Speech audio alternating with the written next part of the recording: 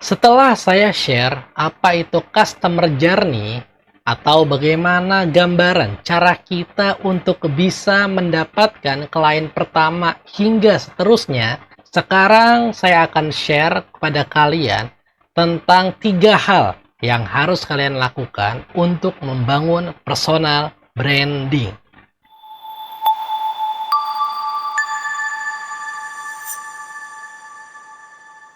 Saya sebut ini dengan PCC atau Presence, Consistent, dan juga Core Values. Sebelum kita bahas satu-satu, saya mau info dulu nih sama kalian semua.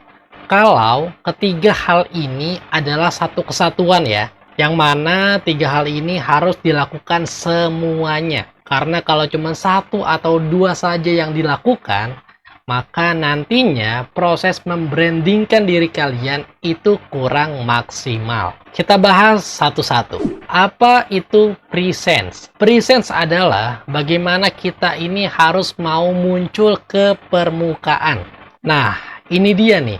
Banyak sekali orang lupa kalau poin presence ini sangat penting sekali dalam membangun yang namanya personal branding. Maksud dari muncul ke permukaan itu adalah kita ini harus berani menunjukkan atau berani memperkenalkan diri kita ini siapa. Nah, karena ini konteksnya adalah menjadi seorang MC, maka kita harus berani memunculkan atau memperkenalkan diri kita sebagai seorang MC. Caranya gimana? Apakah kita harus selalu ngomong ke tiap orang yang kita temui kalau kita ini adalah seorang MC? Itu bisa juga, tapi saya mau kasih kalian alternatif yang lain yang bisa kalian lakukan. Yang pertama adalah mengoptimalisasikan media sosial kalian. Kalian bisa sediakan akun khusus untuk portofolio MC, atau kalau kalian nggak masalah akun MC dengan akun pribadi kalian ini nyampur, itu it's okay lah. Terus mungkin yang kebanyakan orang nggak tahu adalah cara memanfaatkan fitur search engine Instagram lewat username. Jadi, username ini jika kalian isi dengan tepat, maka akan memudahkan kalian untuk ditemukan oleh calon klien kalian. Misal, bisa kalian isi dengan status pekerjaan dan domisili kalian. Contoh aja pakai username saya, Ihsan Kamil MC Bekasi. Kenapa harus ada pekerjaan dan juga domisili? Karena ini untuk awal bagus banget agar bisa membantu calon klien yang lagi cari MC, khususnya yang sedomisili dengan kalian. Karena biasanya mereka carinya adalah misalnya MC Bekasi, MC Jakarta. Dan for your information, dulu awal-awal saya MC yang pakai username MC Bekasi itu baru saya aja atau nggak banyak lah. Jadi ketika orang ngetik MC Bekasi, saya otomatis akan muncul paling atas di search engine.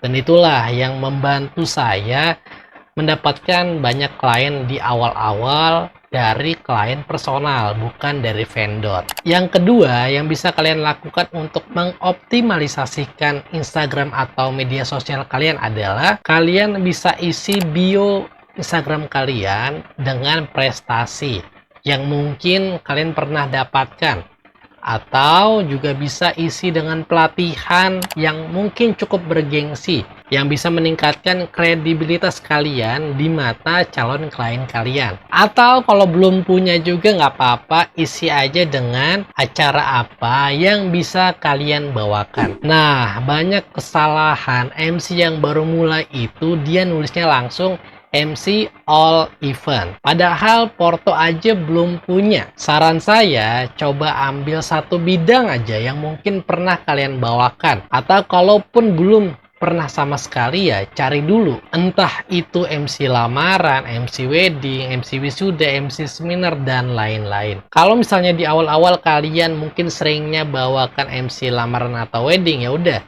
nggak apa-apa, fokuskan aja dulu di situ, karena nanti klien kalian memang di awal akan banyak ke situ. Lalu apa fungsinya kita mengumpulkan porto di satu bidang acara saja. Fungsinya adalah kita jadi tahu harus mencari rekanannya siapa untuk di awal-awal. Contoh kalau kalian misalnya MC lamaran atau MC wedding di awal-awal, kalian bisa menawarkan jasa kalian kepada vendor-vendor wedding, dekorasi, MUA, dan lain-lain. Atau kalau kalian ternyata di awal-awal ini seringnya jadi MC wisuda, kalian bisa tawarkan ke sekolah-sekolah, nggak ada masalah. Atau MC seminar, kalian juga bisa tawarkan kemampuan MC kalian ke lembaga-lembaga training. Tapi bang, saya pengen banget deh bisa ngerasain semua acara sebagai seorang MC. Tenang aja, sabar. Kalau porto kita udah kekumpul, atau udah banyak, nanti insya Allah yang lain bakal datang sendiri kok. Yang penting di awal-awal fokus kita adalah mengumpulkan porto dan carilah rekanan yang bisa membantu kita mempercepat karir MC kita. Lalu langkah kedua setelah present adalah konsisten. Ingat, buat bisa dikenal orang gak mungkin sehari 2 hari cukup. Sepakat ya? Tapi butuh waktu. Yang penting kita harus punya target. Target awal kita adalah memastikan circle awal kita ini tahu branding yang kita sedang bangun. Jadi kalau misalnya kita mau dikenal sebagai seorang MC, minimal orang-orang di kontak kita ini tahu semua dulu deh kalau kita sekarang ini bisa jadi seorang MC. Caranya gimana? Apakah kalian perlu kontak satu-satu bilang, halo saya sekarang jadi MC loh? Nggak perlu seribet itu. Cukup yang simple-simple aja. Kalian bisa bikin status WhatsApp yang konsisten, yang berhubungan seputar tentang MC. Misal, kalian share foto-foto kalian pada saat tampil lagi MC. Lalu juga misalnya bisa sesekali kalian kasih informasi di status WhatsApp kalian. Kalau misalnya teman-teman butuh MC bisa hubungi saya ya. Let's do it teman-teman. Itu adalah langkah awal yang baik untuk kita membangun citra diri dari circle terdekat kita. Bisa di status WhatsApp, bisa juga di story Instagram. Intinya adalah di awal jangan pernah bosan memperkenalkan diri kalian sebagai seorang MC kalau pengen cepat dikenal. Atau kalau kalian misalnya udah sering share foto, share video, dan porto kalian udah cukup banyak kekumpul, kalian juga nantinya bisa pakai fitur Instagram Ads untuk bisa menjangkau orang yang lebih luas dalam membangun branding kalian. Dan terakhir, yang juga menjadi bagian penting dalam 3 hal cara membangun personal branding adalah core values. Apa sih nilai plus dalam diri kalian dibandingkan dengan yang lain? Tentunya pasti tiap orang punya keunikannya masing-masing yang bisa menjadikan dirinya mudah dikenal dan bernilai di mata orang lain. Sepakat ya? Nah, sekarang kira-kira kalian udah tahu belum keunggulan diri kalian itu apa? Apakah harus beda bang keunggulan kita dibandingkan dengan yang lain? Gak mesti beda sebenarnya teman-teman. Sama pun gak jadi masalah. Ya kalian bisa lihat sendirilah. Konten-konten yang berseliweran di media sosial kalian, narasi mereka itu nggak beda jauh isinya. Dan bahkan kadang nada voice overnya pun sama. Terutama misalnya konten-konten reviewer makanan. Kalian dengarkan baik-baik. Lalu apa yang bisa membedakan mereka satu dengan yang lainnya? Yaps, jawabannya adalah karakter dari masing-masing orang itu beda-beda. Jadi uniknya adalah karakter tiap orang ini adalah salah satu keontentikan yang nggak bisa orang lain tiru. Jadi semakin Anda bisa menjadi diri Anda sendiri, maka value yang Anda punya akan makin terlihat.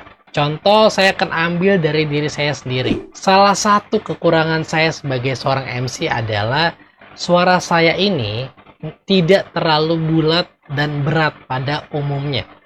Khususnya untuk laki-laki ya. Tapi yang jadi value saya adalah penampilan saya pada saat sedang MC. Apa value-nya? yaitu adalah pembawaan saya yang rileks, santai, dan menyenangkan. Itulah yang membuat orang ingin hire saya sebagai MC untuk acara mereka. Nah, sekarang coba kamu riset diri kamu sendiri, kira-kira value apa yang kamu punya sebagai MC? Apakah suara kamu ini ngebass, cempreng, atau berkarakter? Atau mungkin penampilan kamu ini bisa fashionable dibandingkan dengan yang lain? Atau ternyata kamu adalah MC yang lucu? Kalau misalnya kamu memang belum tahu value kamu itu apa, tenang, nggak usah khawatir, jalani aja dulu prosesnya. Nanti akan ada fase di mana kamu akan lebih mengenal diri kamu dan tahu value apa yang kamu miliki. Jadi, kalau mau personal branding kamu bagus sebagai MC, ingat 3 hal tadi. Yang pertama adalah presence, konsisten, dan core values. 3 ini adalah satu kesatuan dan tidak akan pernah bisa dipisahkan.